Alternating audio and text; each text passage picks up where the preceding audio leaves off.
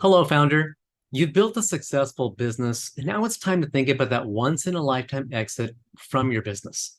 You've come to the right place. Here, you will hear business exit professionals involved in the buying and selling of companies talk about what you should know before you exit. If you've never sold a business before, this podcast can be super helpful to you. I'm Armando, host of the Founder's Guidepost. Enjoy. If you like this information, please subscribe and share.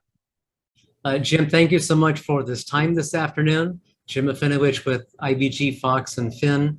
And what we'd like to do in this conversation, Jim, is we just have a conversation about a business owner who, say, is age 50 and above, maybe even age 40 and above, but more likely probably age 50 and above, had this one company for the last 25 years, built some significant value. The company's now worth millions of dollars.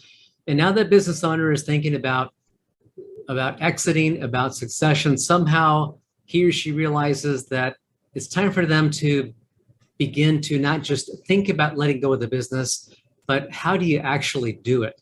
And since this person's never sold a business before, they don't know what they don't know. They don't know who to talk with. They don't even know where to begin.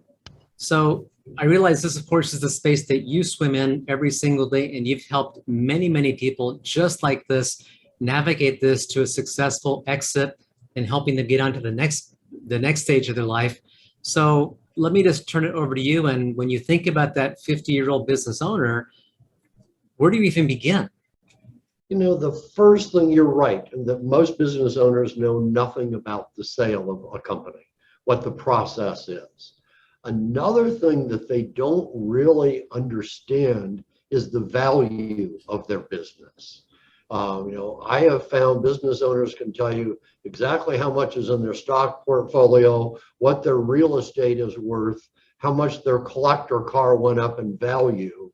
But when they guess the value of the business, they're almost always wrong.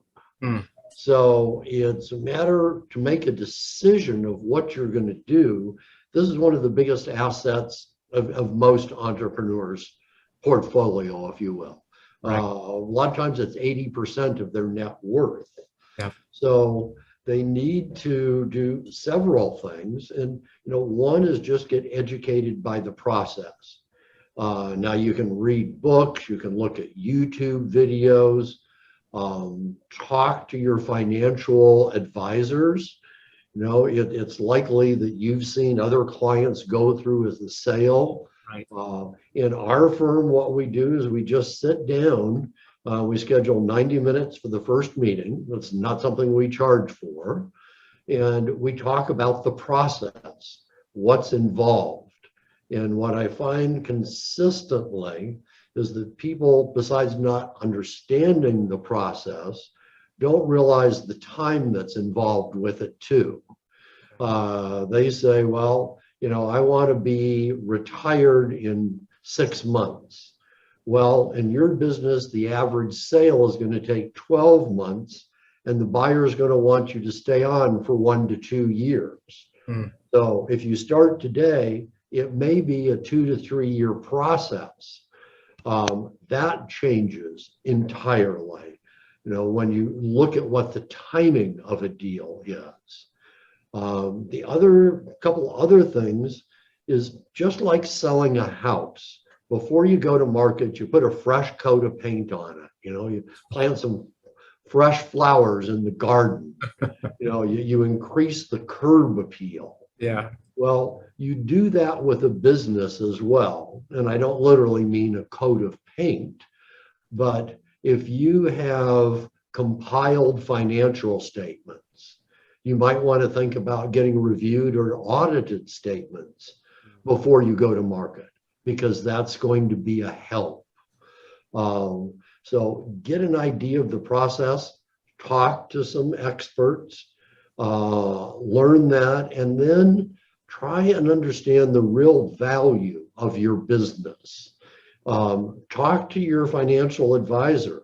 You may be ready to retire from not wanting to work in that business anymore, but is that business going to generate enough income for you to continue your lifestyle the way it is? So it's basically what you're doing when you're selling a business is you're taking one asset that's very illiquid and the value is very volatile, and you're buying another asset with it. So if I'm selling a stock that I have, I'm going to go to my financial advisor and say, okay, I want to sell this asset and I want to replace it with another one. When they are selling that business asset, they should know what they're going to replace it with, what they're going to have after tax, and what their return is. Going back, education is the main thing. Learn about the process, then give yourself more time than you think it should take, because it probably will be more time than you think. And then look at the business from the buyer's point of view.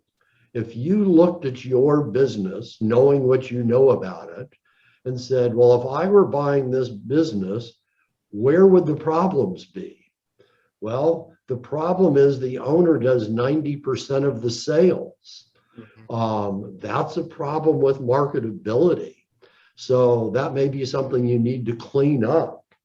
You run a business, even when you're going to sell it, you should run it like you're never going to sell it. Now, you want to run it like you're going to sell it tomorrow, but you also want to run it like you're never going to sell it. You have to look at the business as a living, breathing entity of its own, and do what's right for the business, regardless of who the caretaker or shareholder of that asset is.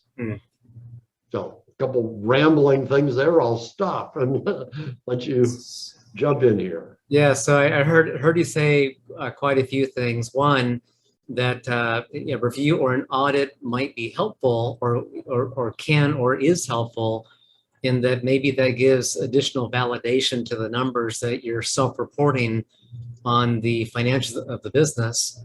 I heard you also say start with plenty of lead time, because it will take longer than you probably think it will take. And I heard you also say that take a step out of the business as if it weren't yours. How would you expect that business to run? And if there's a key person, typically that owner, to somehow get some distance between the owner doing the day-to-day activities and letting the business run by itself as its own separate standalone entity. And that, of course, is easier said than done. It might sound like a few breaths, a few sentences of words, but I can see how that could take months, if not maybe even years, to really get that to happen. And let me ask you, Jim, the mindset of the person, of the owner of that business, he or she's had this 20, 25 years or so, and this in effect has become their other child. Even if they have kids, this is another one of their children, so to speak, and they've maybe nurtured it along that way. But now they have to mentally come to the place where they are okay with letting it go. Yep, it is like putting your child up for adoption. It's time to kick the kid out of the house, but you want to make sure they have a good home. Right. And we wrestle with that here with our clients as well. And you said, talk to your advisor, because we want to make sure that mentally they're in the right place to make that decision, to make that next step. How do you help them? How do you help them navigate that part of just getting okay with it before you begin to do any of the legwork required? One very simple thing I ask is, if we sell your business tomorrow, what are you going to do the day after? If they cannot see what they are going to do in the next chapter of their life, they're probably not going to sell their business. They're going to waste a bunch of time. They're going to look at all options, but look at motivation. Sometimes we say on a Friday afternoon, you call a business owner and they all want to sell because they had a terrible week. I don't want to deal with this anymore. Call them on Monday morning when they're all rested and they don't want to sell. So are you making a Friday decision? And if your response is, if their response to my question, what are you going to do? If they say they're going to play golf, you can't play golf every day. Yeah. You So know, I am curious, when you've asked that question, what is the best answer you've heard about what will you do tomorrow if you don't have your business anymore? I'm going to start another business. I've always I like starting businesses. That 50-year-old, sometimes I remember one gentleman, he's 42 years old. He said, well, I'm going to retire. Well, his business is worth about $2 million. Now, I know his lifestyle after $2 million, then after tax, isn't enough money for a 42-year-old never to work again. Right, right. That's now sit down. That's the kind of guy that comes to you and says, hey, I want you to invest the $1.5 million I have left over, and I need 200,000 a year for the next 40 years. Can you do that for me? Right. Armando? Well, no, I can't. You know? Right. Yeah. So we often have to help them talk about the lifestyle and what that's going to look like, and then quantify it and see how can those numbers make sense, or can they? And Do they make sense? yeah, And right. the other thing is looking in the mirror and being honest with yourself. A lot of people, their identity is their business. Yeah. That is a difficult thing. You're changing your identity. Right. Who are you going to be? Who are your friends? What are you going to do? A lot of people don't think about that. So, yes, there's a transition, but you can only go fishing so many times. You can only play golf so much. I remember one gentleman sold his company, came back 6 months later and said, I got to buy a business. I thought I was going to play golf. I can't play golf every day. And last week, my wife said to me, I married you for life, but not lunch every day. Please get out of the house. So At least they were protect your family.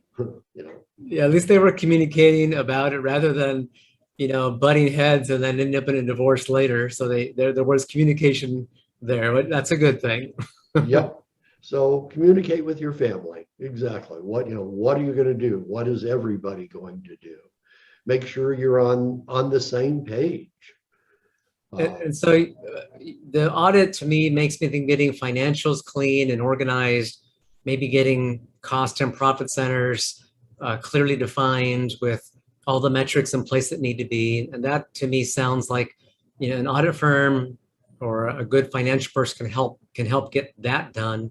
But that's only one component of getting that business ready for sale. What other pieces need to happen that are not maybe as black and white as that?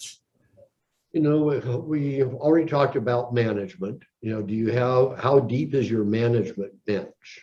Is the business entirely dependent upon you? One time I had a meeting with a buyer and a seller, and the seller was very proud of his dedication to the business. And he said he typically works 6.5, 7 days a week, hasn't had a vacation in 7 years. He's really taking care of this business. Wow. And when the buyer left, I said, are you trying to talk him out of buying the business?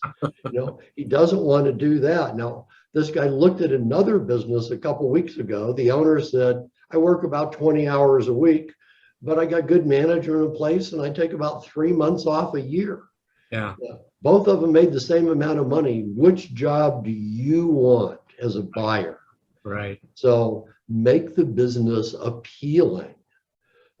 Make sure that everything is up to date. Occasionally I have people that say they have a lot of assets. They got a fleet of trucks and they replace their trucks typically every 3 or 4 years. And now they say, well, I'm going to sell in a couple of years. I don't want to invest all that money. So they start putting off capital expenditures because they think, oh, I'm going to save that money. Well, buyer's just going to come in and look at it and say, for the last 20 years, you replaced your trucks every 3 years. Now you haven't done it in 6 years. So I'm going to take the cost of replacing that fleet off of the purchase price. So, but if I'm a buyer and the seller said, oh yeah, all my equipment is up to date, it's new, there's nothing you have to worry about, that's a lot more appealing. Are there growth opportunities for the business? Most buyers plan on looking at a business. Is the business positioned for growth? Do you have key employees in the business?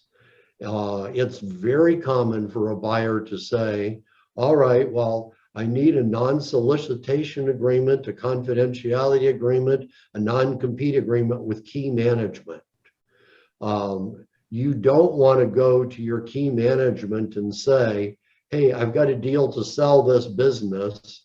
I'm going to make a bunch of money and it's contingent upon you signing these documents. Yeah.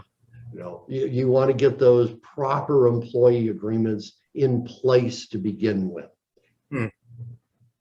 What are some of the surprises that the first-time business seller, when you're talking with them, what are some of the surprises that are big aha moments for them that they just didn't think about?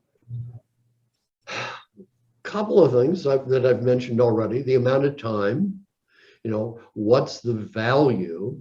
Everybody hears stories about value. I hear my business sells for 10 times gross revenue. Right. No, it's based upon net profit. Sometimes that's a surprise to them. The amount of due diligence, a multi-million-dollar business, average, they're going to spend 90 days in due diligence. That is onerous. It takes a lot of time. They don't understand that process. So those, surprises kill deals. And so you want to look at your business, and as a buyer would, what have you done for financing in the past? Okay, every time you've done financing of any kind, the lenders filed a UCC lien against the business. Equipment rental companies, lenders, customers are really good about filing the lien. They're very bad about removing the lien, even when it's paid off. We had a deal closed a couple of weeks ago, came back with a UCC lien and judgment search, and there were 8 liens against the business. Wow. The owner said, I don't owe any money. How can they have a lien? Oh, well, yeah, I did borrow money from them 3 years ago. Get that cleaned up. I had another one where I was surprised. There were 6 judgments against this individual. Wow. And that looks really, really bad. What kind of person am I dealing with that's got all of this bad credit and multiple judgments and collection agencies? And I went back to my client very sheepishly and said, there's a little problem here. And well, it turned out it wasn't my client. It was someone with exactly the same name. Oh, wow. And so there had to be some cleanup with that. If you've got a blemish on your credit report, that doesn't get erased overnight. There's a lot of mistakes that happen with that. So those kind of surprises kill a deal. What a buyer is going to look at it more in more depth a lot of times than the owner is. And sometimes that's awakening. Business owner looks at it and says, I've got a 42% gross margin. The buyer comes in and says, okay, you've got 10 different product lines. I want the gross margin by product line. Your blended gross margin is 42%. And they dig into it and say, this particular product line over here, your gross margin is 6%. You're not making any money with that. And the owner's looking at a blended rate. So what are the components that make up those numbers? Okay. It is typical for a professional buyer in today's market to do a quality of earnings report. Hire an outside accounting firm and come in and do a QOE, quality of earnings report. We're suggesting sometimes to our clients now that they do that before they go to market. What's that going to look like? Is there a problem there that we need to take care of? Buyers say, well, what contracts do you have? Oh, I've got contracts with all my clients. Well, you dig into it and found out, well, you did when you started, but you never renewed them. So 60% of the people you have contracts with are expired. Oh, Now you got to go get all of those done at once to close a sale. Run the business like you're going to own it forever, and make sure all of those things are in place. So when a business owner comes to you, and again, they've seen nobody else, they've never sold a business before, and maybe you paint this picture of what needs to get done. Are you helping them to do some of that? Are you connecting with people who can help them get some of that cleanup done? What is your role in that process? We do not do consulting. We will look at their business and say, here's where we think the value range is, and here are your challenges in selling it, and here are some things that you can do to increase that value. Okay. So you need to go out and hire a CFO. You get a wonderful bookkeeper, but it's time to get a real CFO. So we're not helping them find that person. We'll look at it and say, your waste is 5.6% and the industry average is 3.1. Your waste is higher than what it should be. Figure it out, or get a manufacturing consultant that can come in and dig into that with you. M&A is a team sport. You need a good financial planner. You need a good accountant, good tax accountant, a good attorney, obviously a good broker. That's my bias here. But, all of these people working together as a team. And you've got to make sure you have the right team members as well. I'll say, do you have a good attorney? Oh, I've got a great attorney. He handled our incorporation. He handled my divorce. He handled my DWI. He's a great guy. Well, he's not the guy to handle a $20 million transaction.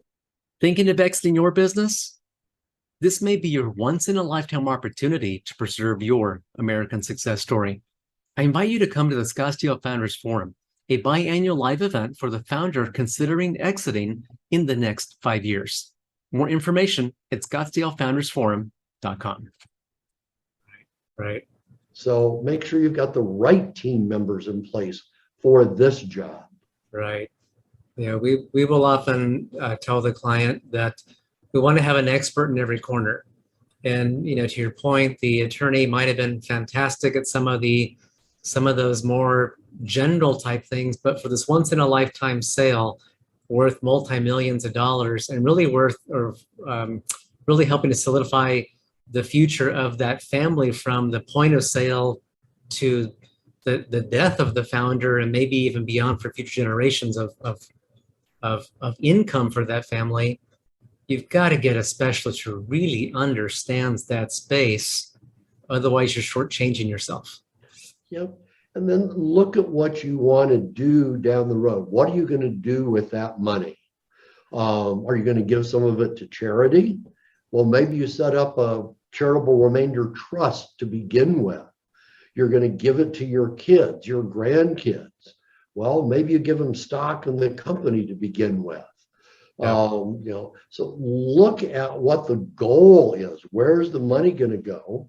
And we can sit down with their financial planner, their accountant, and let's negotiate the deal toward what you want in the end. That advanced planning is really, really helpful.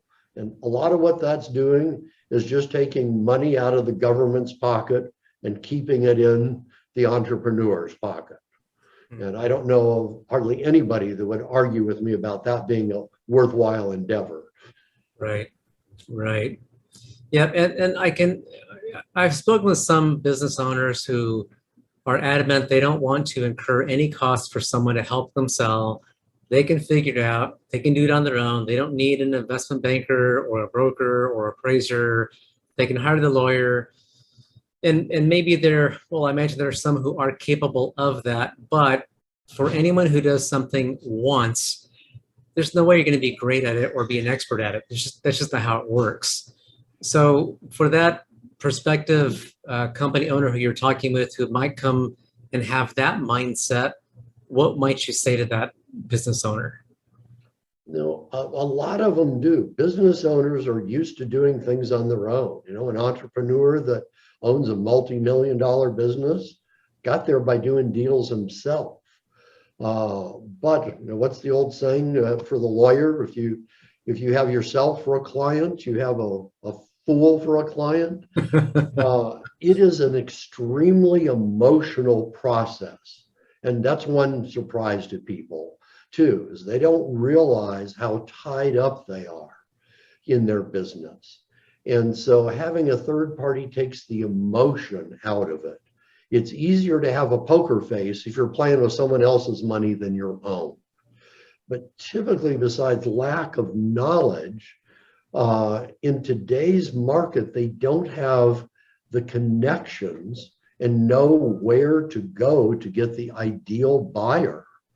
What we see a lot today are buyers reaching out to owners directly. Mm-hmm. A lot of private equity groups do that. And they negotiate a deal, and the buyer thinks the seller thinks it's a very good deal. Then they don't realize it because they don't have more than one offer to compare it to. They're leaving money on the table. I'll give you a quick example of that. Gentleman had been approached by a buyer, negotiated with that buyer for 8 months. And at the end of the 8 months, he had got him up to $6 million in price. And then he came to me and said, I'm about to sign this letter of intent. My lawyer said I should talk to you first. I said, okay, call the buyer, tell him you're hiring a broker to represent you. This is the largest transaction in your life. You want to be professionally represented. And tell him I'll call him in a couple of weeks when I get my arms around the deal. He called the buyer and said, hey, this is what I'm doing. And he said, oh God, don't hire a broker. They just delay things and screw it up. We're a good fit. We've got 8 months into this. And he said, nope, I want to hire the broker. 12 hours later, the buyer called him back and said, listen, if you just keep the broker out of this, you can raise that from $6 to $8 million. And so the seller called me and said, it took me 8 months to get him to $6 million. In 24 hours, you got $2 million more for me. And so he became a client. We went to market. We sold it to another buyer for $10 million. Wow. Now, the reason he'd go from 6 to 8 is he wanted to keep the competition away. He was still getting a deal. Now, the seller was happy with $6 million. He was ready to do that. And if he hadn't become a client, he wouldn't have realized that he was about to leave $4 million on the table. Yeah. So, having those buyers, having competition, not working with one person, that's how you maximize the value. So. Yeah, and that makes sense. That's a good example. I'm glad you brought that up. So, for that particular seller who received a $4 million increase, which is 2/3 of the original $6 million price, yep. the fee that was paid you net, he was still way ahead than he otherwise would have been. Oh, absolutely. And, it isn't, people look at it as a cost. Well, what's the cost of your fee? Well, I can tell you that on average, only 25% of the businesses that go on the market actually sell. In our firm, we run about 86% close rate. Hiring a broker is kind of like getting deal insurance. You're going to make sure that it gets done, but it isn't always just the price. What are the terms? What are the reps and warranties? How's the fit of the buyer with your company? So there's a lot of things to consider in addition to what the raw dollars are. I'll give you another example. Client that we had worked with came to us and said, we've signed a letter of intent to buy this business. We want you to come in and get it across the finish line. There's going to be 4 or 5 months worth of work. We've already got the deal signed. We just want, and we said, okay, we're happy to do that. He said, I want to do it on a fixed fee basis.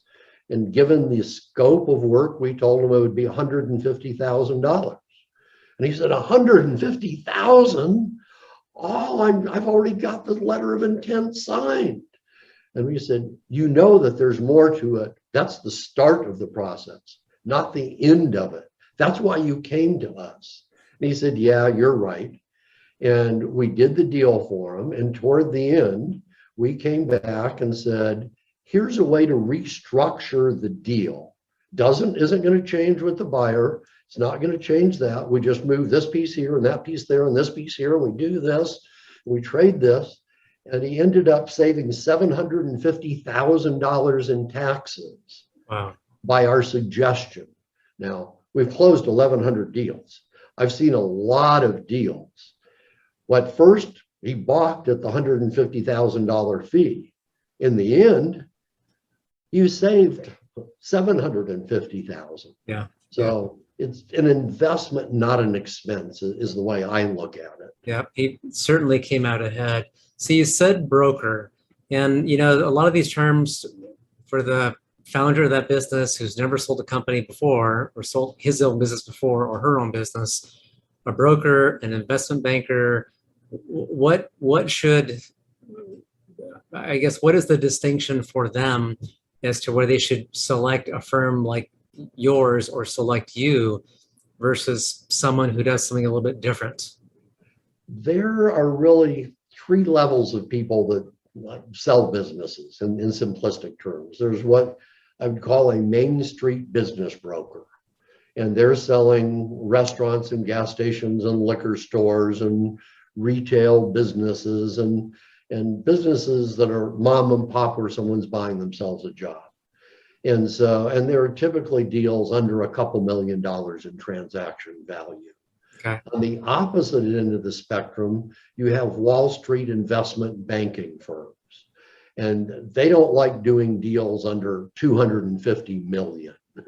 That's a small deal for them. My firm is kind of in the middle of both of those. We don't sell Main Street businesses. Most of what we're doing is going to be priced between 5 million and 150 million.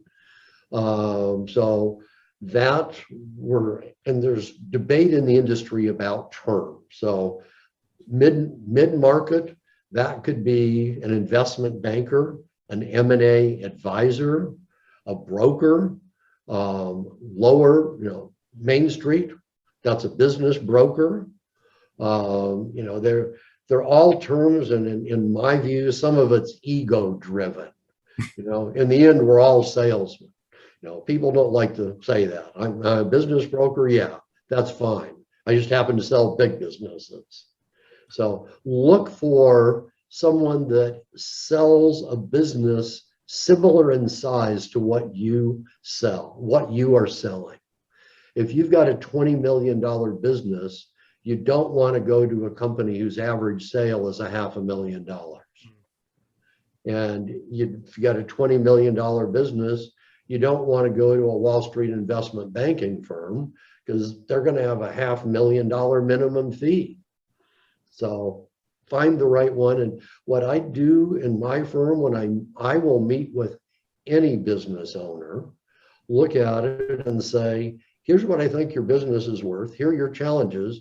And by the way, I'm not the broker to sell it, but I will refer you to the right broker to help you. So I try and be a resource for clients because I've gotten more referrals from people I've turned away who said, hey, he gave me good information and he sent me someplace else because it was in my best interest. So find someone that will do that. Yes, you said the 5 mil to about 150 mil range. And below that, there are you call them Main Street, more strictly broker? Is that Yeah, where that? they're business they're called business broker. Yeah. Now, Okay. here's a distinction too. In Arizona, you need a real estate license to sell businesses. Yeah. So everybody that's doing any brokering has a real estate license. Larger transactions often become securities transactions. And for that, you need a securities license. And we have those. So if you've got a business that's worth $10 million or more, if the broker you go to doesn't have a securities license, I'd be scared. Mm. So Mm. finding the right size sock to go in the right size shoe. Well, it sounds like there's a lot to it. It also sounds like you've done lots and lots and lots of these types of deals. What about the owner of the company that maybe is in a unique niche? Um, is the process the same? Is the you mentioned having a list of buyers as well, or knowing how to find the buyers. Can you talk about both of those, the niche and then the potential buyers? Yep, the niche, first of all, every business has many common denominators. The niche is the product that they're or service that they're selling. But every business has to manage people. You have to manage money. Needs to be more coming in than going out. Yeah. Hopefully, you provide a product or service the public wants at a competitive price. Valuation principles apply to every kind of business. So it doesn't make any difference if you're selling yellow widgets or green popcorn. Now, we learn those businesses. Within our firm, we have certain people that are experts in particular areas. People will ask us, well, are you an expert at this? What we're experts at is the process of valuing your business, finding multiple buyers and negotiating it and getting it closed. Right. So that niche, sometimes there's more learning curve with that. We spend a lot of money on resources. Frankly, I'll go into my research manager someday and say, hey, I've got a meeting next week with this kind of company. You got 5 days to make me an expert on that industry. And then I'll spend hours and hours studying industry reports and industry research and learning about it. And then I can apply the same business principles to what I've learned about that business. And if it's really niche, we sometimes will hire an expert in the industry to work with us on the transaction. So, and there was a second question. I talked way too much about the first. So what was the second one? The buyers, how do you find the prospective buyers? So depending on the broker, if you're a Main Street business broker selling smaller deals, you run ads on the internet. Yeah, and people respond to ads. Half the time they buy a different business than what they called on. With a mid-market business like this, we do it entirely by research. We have a huge database that we've built over the years. But every deal we sit down and say, who are the most likely buyers for this company? We go to half a dozen investment conferences a year, all over the country, meet with hundreds of private equity groups every year. What are you looking for? That's part of the advantage of having offices across the country and have done this for over 30 years. We have a lot of connections, and so do a lot of other brokers. We're not the only ones, but we will pull on our connections and say, call this private equity group and say, I know that you are interested in an HVAC company. Are you still interested in that? You aren't? Okay, who is? They'll refer us to other people. But most of it's done by research and then just reaching out to those people. Wow. It definitely sounds like a process. And I can see why you say 12 months of due diligence, or maybe a couple of years to get things where they need to be to really have a successful exit. What have we not touched on, Jim, in this conversation, that first meeting that you covered with the prospective new client of yours who has that company? What have we not touched on that you typically talk about in that first meeting? Going back to financials, a business is going to sell for a multiple of earnings. Now, people file tax returns and they want to show as little income as they can to pay as little tax as they can. Right. When you sell the business, you want to show as much as you can and legitimately. Yeah. And so a lot of times, business owners will write things off on their business that are legitimate write-offs, but maybe not totally necessary for the business. Mm-hmm. Stop doing that. The example I'll give them is, okay, for every one of those gray dollars, let's call them gray dollars, you're going to save yourself 35 cents in tax, right? Yep, 35 cents on every dollar for my daughter's college tuition, for my son's company vehicle who doesn't work in the company, for all of that. A third of that's being paid with tax dollars. And I'll say, okay, so for every gray dollar you save 35 cents. We're going to sell your business for 4 to 5 times earnings. So for every 35 cents you save, you're giving up $4 to $5 in sale price. Now stop it. Yeah. Clean that stuff up. And if we're a year or two out, we can do that. Those little things can add a whole lot to the value of the business. So, reviewing financial statements, what costs are necessary, and what can we eliminate fairly. Yeah.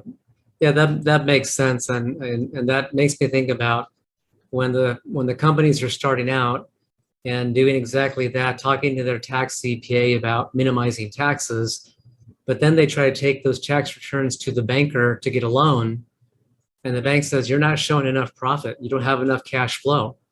So same thing, they have to go back, maybe take some of those gray areas and just get them out of the business entirely to show the banker what the banker wants to see and be motivated to lend to the company. Yep, that's what the banker needs to see. You have certain requirements, and you've got to be able to show that debt service. A buyer is no different than a bank. They're looking at what are they going to pay? What am I going to have for cash flow to pay my debt service and give me a return on my investment? Mm-hmm. And if you're saying, oh, it's making a lot more than it shows, just trust me. That's not a very prudent buyer. No, and if you go through the review or the audit process, trust me, does not go in those documents. No, there isn't this is what he said and we really believe section. So that kind of financial stuff in getting it ready. The other thing, one last thing I would talk about that is very important, and most owners know this and say this, but very important, is maintaining confidentiality.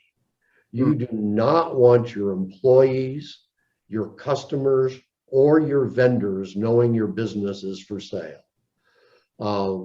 Employees today are the backbone of a business. They're hard to get, but employees assume the worst.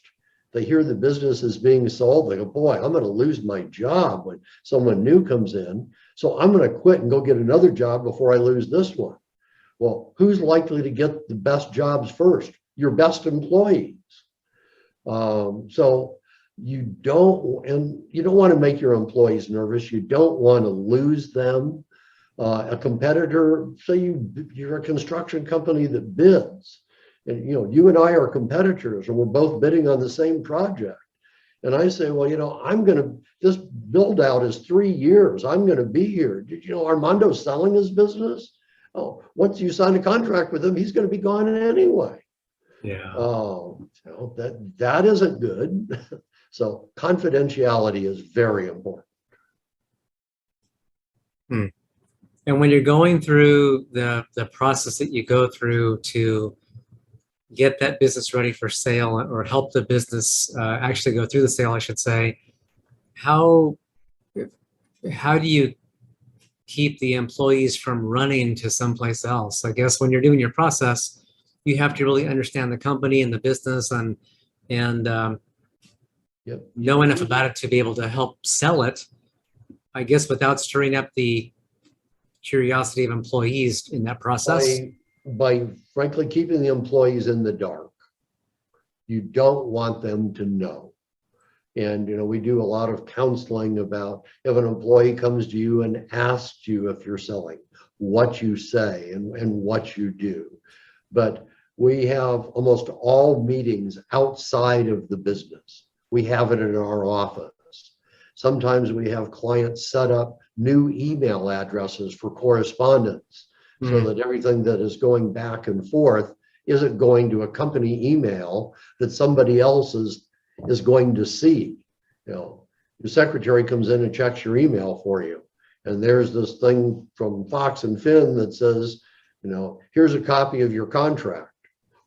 So you have to be very cautious about how you sell the business and to keep that confidentiality. That makes a lot of sense. Well, Jim, this has been extremely beneficial to hear you talk about just the big picture. What about a success story that you're pretty proud of that you helped to that owner have that exit? Does a quick success story come to mind? Yeah, I do. This is my best story ever, but I will tell you about it. The gentleman, and I can talk about this because it was a public company. A lot of times we can't talk about the sales that we do for the confidentiality reason that we talked about. But it was an absolute gentleman. He was a salesman for, I think it was Xerox. He decided he wanted to own his own business.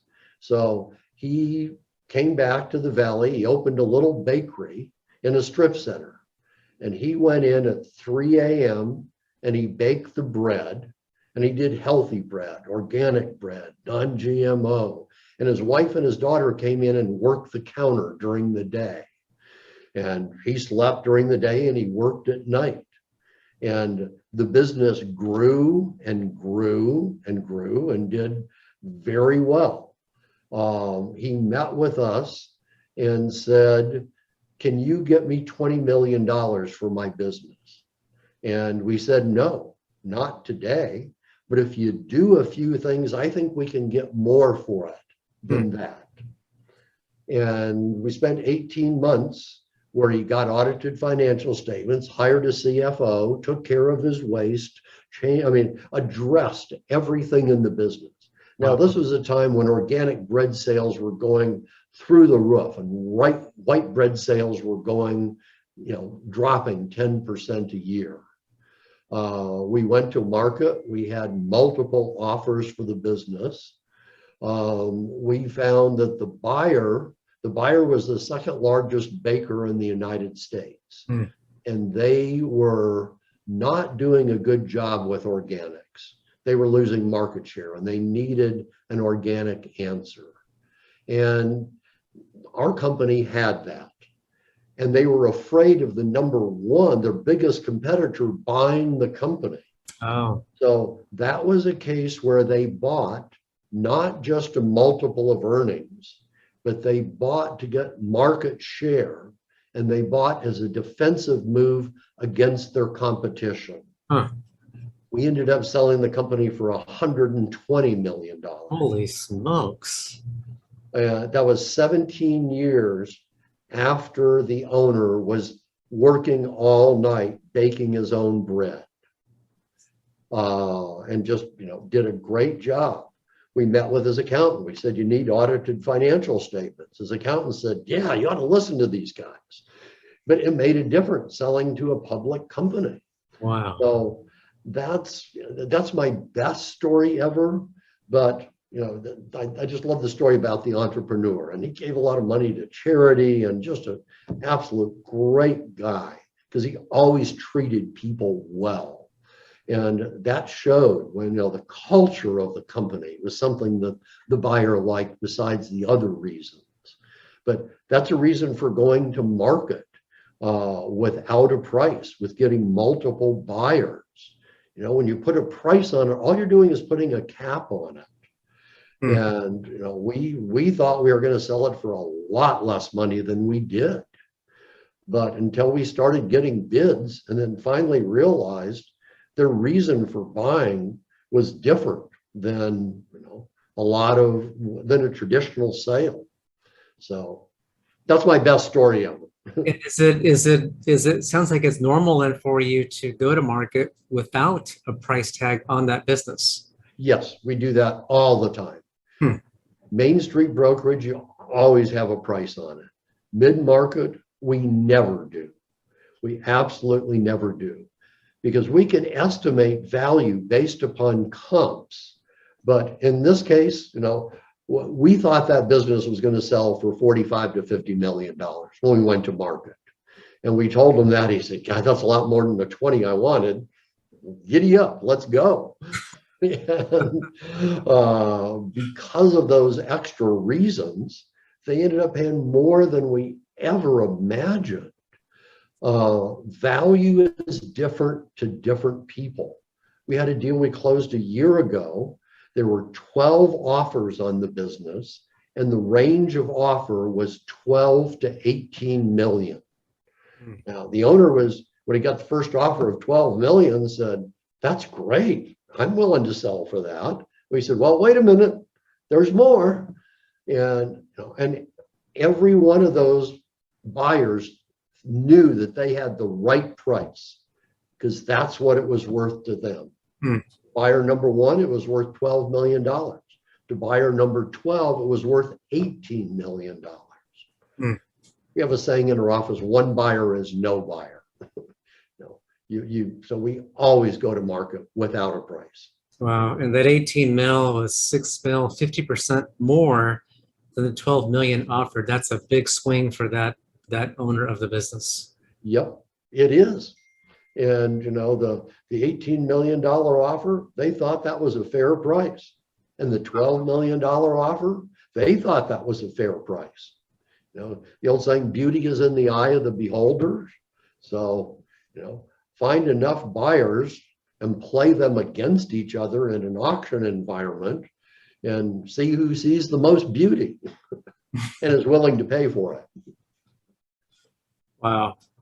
Well, very, very helpful, Jim. Thank you so much. I'm hoping that this will be viewed by that potential seller of the business who doesn't know where to begin, and that they'll have learned a lot just from hearing your words and your experience in this space.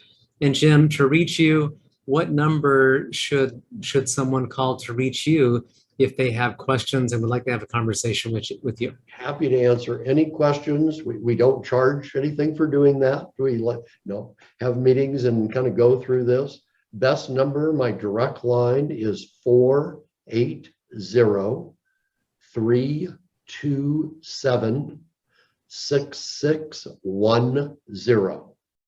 Perfect. And I would also invite, if you've got a client that's interested in exploring, come to the meeting with them.